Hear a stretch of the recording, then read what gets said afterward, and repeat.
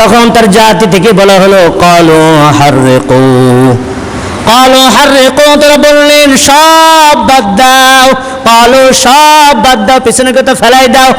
ক্বালু হাররিকু, তাকে পোড়াইয়া দাও। কি করো? তাকে পোড়াইয়া দাও। ওয়ানসুরু আলিহাতাকুম, তাকে পোড়াইয়া দাও। কারণ তারা আমাদের দেবদেবীগুলা, আমাদের মূর্তিগুলো ভেঙে চূর্ণ বিচূর্ণ করে ফেলেছে। তুমি তাদের প্রতিশোধ নাও যদি জীবনে কিছু করতে চাও। ইব্রাহিম যদি বেঁচে থাকে তাহলে আমরা সামনে বাড়তে পারবো না, সামনে যেতে পারবো না, কারণ সে প্রত্যেকটা কাজে আমাদের বাধা দিবে। যদি বেঁচে থাকতে চাও, জীবনে কিছু করতে চাও, তাহলে তাকে আগুন দিয়ে পোড়াইয়া দাও এবং তাকে আমাদের দেবদেবীগুলিকে সাহায্য করো, এবং সামনে যদি ভবিষ্যতে কিছু করতে চাও। কি একটা মানুষকে যখন আমরা কেউ কিছু চুরি করছে, এর সামনে যদি এলাকা নিরাপদে রাখতে চাও, তাহলে হয়তো তাকে জেলে দিয়ে দাও, হয়তো তাকে মেরে ফেলো, আমরা বলি না? তো ইব্রাহিম আলাইহিস সালামকে হয়তো আগুন দিয়ে পোড়ায় দাও যদি ভবিষ্যতে কিছু করতে চাও। আহা, আগুন দিয়ে পোড়ানোর কথা হলো, সকলেই নিয়ত করলো ঠিক আছে তাই হোক, তাকে আগুন দিয়ে পোড়ানো হবে। আল্লাহ রাব্বুল আলামিন বললেন সূরা সফর মধ্যে একটা ইমারত বানানো হোক, কেউ কেউ বলেন না একটা বড় একটা খনন খোঁচানো হোক। একটা লম্বা খনন খোঁচানো হলো, এত লম্বা খনন করলেন, লম্বা খনন করলেন। খনন করার পর সেখানে আগুন ধরানো হলো। এই আগুন ধরানোর জন্য পৃথিবীর সব মানুষ, ওই কওম জাতি ধরে সকলে লাকড়ি নিয়ে আসলেন। লাকড়ি নিয়ে এসে আগুন ধরানো হলো। সমস্ত প্রাণীগুলো আনতে শুরু করলেন। সমস্ত প্রাণীর মধ্যে আফসোস শুরু করলেন, হায় আল্লাহ, মিল্লাত আবিকুম ইব্রাহিম, তোমার হাবিবকে আগুনে পোড়ানো হবো। সমস্ত প্রাণী তারা আফসোস করতে লাগলেন। কিন্তু একটা জাতি, একটা প্রাণী, যেই প্রাণী টিকটিকি বলে, যেই প্রাণী তিনি ওই কাঠ সংগ্রহের কাজে লেগে গেলেন বা আগুন সংগ্রহের কাজে লেগে গেলেন, অন্য প্রাণী সবাই আফসোস করেছেন। এই কাঠগুলো সংগ্রহ করা হলো, আগুন ধরানো হলো। আগুন ধরানোর পর আগুন যখন ধরাই দিবে, এত দূর আগুন, মুফাসসিরে কেরাম বলেন আগুন, এই আগুনের উপর দিয়ে 3 থেকে 3.5 মাইল পর্যন্ত, এত উপর পর্যন্ত যদি একটা পাখি বা কোনো কিছু যায়, সাথে সাথে ওই পাখিটা আগুনে পুড়ে গলে সাথে সাথে জমিনে পড়ে যাবে। আর এত দূর, তা প্রায় 1 কিলোমিটার দূর থেকে তার আশেপাশে যাওয়া যায় না, এত ভয়ঙ্কর আগুন হয়েছে। এখন ইব্রাহিম আলাইহিস সালামকে কেমনে দিবেন? ওর মধ্যে চিন্তায় পড়ে গেছে, এত দূর থেকে কিভাবে আগুনের মধ্যে ফেলানো হবে, আগুনের মধ্যে কিভাবে ফেলানো হবে। সবাই চিন্তা করো কিভাবে আগুনের মধ্যে ফেলানো হবে। সবাই এক একটা বুদ্ধি দেয়, কিন্তু কোনো বুদ্ধি কাজ হয় না।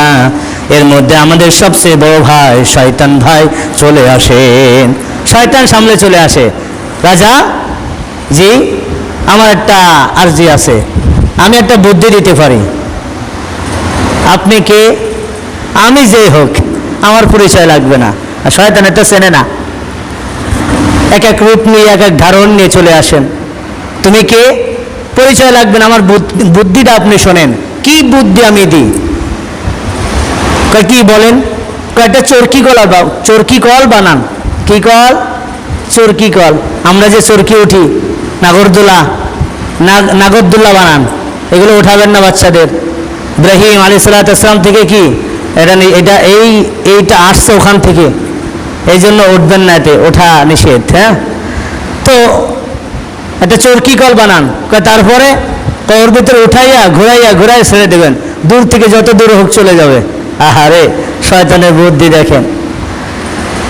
যখন বললেন চরকি কল বানাও, এই বলে শয়তান চলে গেলেন। এরপর চরকি কল বানানো হলো। চরকি কল বানানোর পরে ইব্রাহিমকে ওঠানো হলো। এই চরকি কল কে ধরবেন? এই চরকি কল কে ধরবে? নমরুদ দেয় চরকি কল ধরবে তার যে আগুনে ফেলানো হবে, যে আমাদের খোদার যে আমাদের দেবদুবিগুলার সব থেকে শত্রু তার বাপ মা, প্রথম তার বাবা আজর, তাকে দাও। চরকি কল ধরার জন্য বাবারে দিলেন, এরপর মারে দিলেন। আহারে কত আফসোস, কত বড় কঠিন যে বাবা এই চরকি কলে আগে ধরছে, চরকি কল ধরতেছে তার জাতি সহ, মা বাবা সহ সকলেই চরকি কল ধরলেন। চরকি কল ঘোরাচ্ছে, কিন্তু চরকি কল আর ঘোরে না। কি করে না? চরকি কল আর ঘুরতেছে না। এদিক দিয়ে ফেরেশতারা চরকি কল একজনের পর ওই চরকি কল একজনের কাঁধের পরে করতে করতে আসমান পর্যন্ত উঠে গেছে। চরকি কল আর ঘোরে না।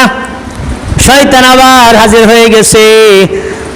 ও রাজা, যদি সারাদিন না এরকম আজীবন যদি চরকি কল ঘোরান, এরপরে চরকি কল ঘুরবে না। কি করবে না? চরকি কল ঘুরবে না। তাহলে কি করতে হবে? কারণ কি? এই চরকি কলের মধ্যে ফেরেশতারা কি করছে? ধরে রাখছে। কি করতে হবে? সুন্দরী সুন্দরী মেয়েদেরকে নিয়ে আসেন, উলঙ্গ করে কি করেন? নাচান, নর্তকী করেন, নৃত্য করেন। আহা, করা হওয়ার পর এরপরে ফেরেশতারা সব চলে গেছে। চরকি কল ঘোরানো হচ্ছে, ঘুরাইয়া যখন তার আগুনে পড়বে, আরে আমার আল্লাহ তাকে হাবিব বন্ধু বানাবেন। জাতির পিতা মিল্লাত আবিকুম ইব্রাহিম, তাকে তো এমনি বানাবেন, সে নবী হবেন, তাকে আল্লাহকে এমনি ছাড় দেবেন। পৃথিবীর মধ্য থেকে একে জিবরাইল আলাইহিস সালাতু ওয়াস সালাম আসছেন, মিকাইল আলাইহিস সালাতু ওয়াস সালাম, এক একজন আসছেন, বলছেন এ ইব্রাহিম আমাকে বলো, আমি সাথে সাথে এই সব জাতিকে শেষ করে দিব, আগুন শেষ করে দিব, সব শেষ করে দিয়ে এক একজন আসছেন, বলছে আল্লাহ কি পাঠাইছেন? আল্লাহ কি পাঠাইছে তোমাদের? না। তাহলে প্রয়োজন নেই তোমাদের। হাসবুনাল্লাহু নি'মাল ওয়াকিল, আল্লাহ আমার জন্য যথেষ্ট, তোমাদের প্রয়োজন নাই। কি নাই? আল্লাহ আমার জন্য যথেষ্ট, তোমাদের প্রয়োজন নাই। আল্লাহ রাব্বুল আলামিন ইব্রাহিম আলাইহিস সালাতু ওয়াস সালাম চরকি কল থেকে আগুনের মধ্যে পড়বেন কতটুকু সময়? হয়তো 1 সেকেন্ড। যত দূর হোক, একটা ইট যদি মারেন, আপনার স্পিড যদি একটা ইট মারেন, এখান থেকে মনে করেন সাপোজ আমাদের গফুর আছে কি বাড়ি যাইতে কত সময় লাগবে? যার হাতে স্পিড আছে একটা ইট মারেন, অত 2-1 সেকেন্ড, 2-3 সেকেন্ডের মধ্যে চলে গেছে। চরকি কল ঘুরতেছেন, আগুনের মধ্যে পড়বেন। আল্লাহ ডাক দেন জিবরাইল রে, আল্লাহ ইয়া নারু কুন বারদাও ওয়া সালামান আলা ইব্রাহিম। এদিক দিয়ে আল্লাহ তাআলা আগুনকে বলে দিলেন, ওদিক দিয়ে জিবরাইল আলাইহিস সালাতু ওয়াস সালামকে বললেন, ও জিবরাইল, আমার ইব্রাহিম আগুনের মধ্যে পড়ার আগে তুমি জান্নাতের পোশাক নিয়ে তার শরীরে আগুনের মধ্যে যাওয়ার আগে, এই চরকি কল থেকে আগুনের মধ্যে যাওয়ার আগে আমি যেন দেখতে চাই যে আমার ইব্রাহিমের গায়ে জান্নাতের পোশাক পরিধান করা হইয়া গিয়েছে। আমি যেন দেখতে পাই জান্নাতের পোশাক যেন আমার ইব্রাহিমের শরীরে আগুনে যাওয়ার আগে এর মধ্যে যেন আগুনে পড়বে, জান্নাতের পোশাক যেন আমি তার শরীরে দেখতে পাই। ইব্রাহিম আলাইহিস সালাতু ওয়াস সালামকে এটা জিবরাইলের মাধ্যমে কাজ করলেন। ওদিক দিয়ে আল্লাহ রাব্বুল আলামিন বললেন, কুল্লা ইয়া নারু কুন বারদাও ওয়া সালামান আলা ইব্রাহিম, হে আগুন তুমি এমন হয়ে যাও ঠান্ডা এবং শীতল, কি ঠান্ডা আরামদায়ক হয়ে যাও। কারণ তুমি ঠান্ডা হও এমন আরামদায়ক হও, করে এমন ঠান্ডা হয়েও না, এমন গরম হয়েও না, এমন ঠান্ডা হয়েও না যে ঠান্ডার কারণে আমার ইব্রাহিম যেন ঠান্ডা লেগে আর সর্দি কাশি লেগে যায়। এমন আরামদায়ক হইবা যা তার শরীরে যেন তার আগুনে ফিট হয়ে যায়, কি আগুনে যেন ফিট হয়ে যায়। আল্লাহ রাব্বুল আলামিন কোরআনকে আল্লাহ তাআলা সাথে সাথে এটা আগুনকে ঘোষণা দিয়ে দিলেন। সকলে বলি সুবহানাল্লাহ। আগুন ঠান্ডা হয়ে গেলেন। তাফসীরে আছে ইব্রাহিম আলাইহিস সালাতু ওয়াস সালাম প্রায় 40 দিন পর আগুন থেকে, কয়দিন পর? এদিক দিয়ে কিছু কিছু তাফসীরে লেখেন নমরুদের একটা কন্যা ছিলেন, কন্যা তার প্রসাদটা 3 তলা বা 2 তলা বাড়ি থেকে উপর থেকে তার রাজার বাড়ি থেকে দেখতেছেন ইব্রাহিম আলাইহিস সালাম আগুনের মধ্যে একটা ফুল বাগান তার মধ্যে ঘোরাফেরা করছেন।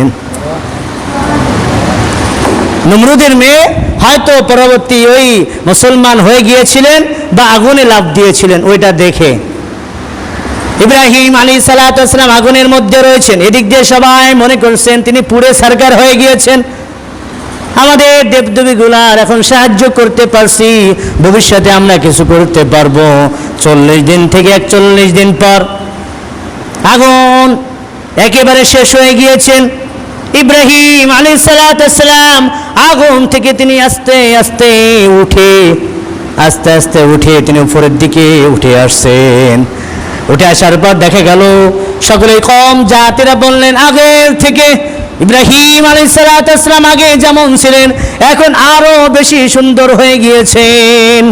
আগে কি হয়ে গেছে, আগের থেকে আগুনে পুড়ে আরো সুন্দর হয়ে গেছে। আল্লাহু আকবার।